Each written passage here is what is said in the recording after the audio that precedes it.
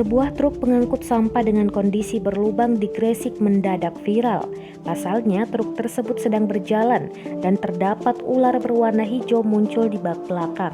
Peristiwa ini terekam melalui video amatir warga.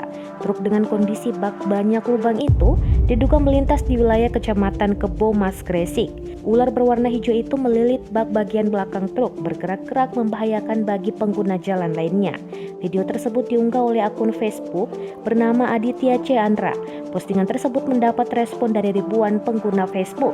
Kemudian diunggah ulang di media sosial Instagram @infogresik.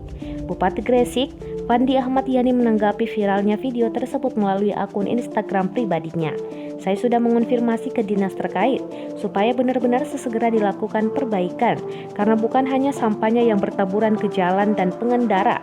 Karena kalau lihat foto kejadian ini, ular yang bisa menggigit bisa tiba-tiba jatuh ke pengendara di belakangnya. Tulisnya kepada tribunjatim.com.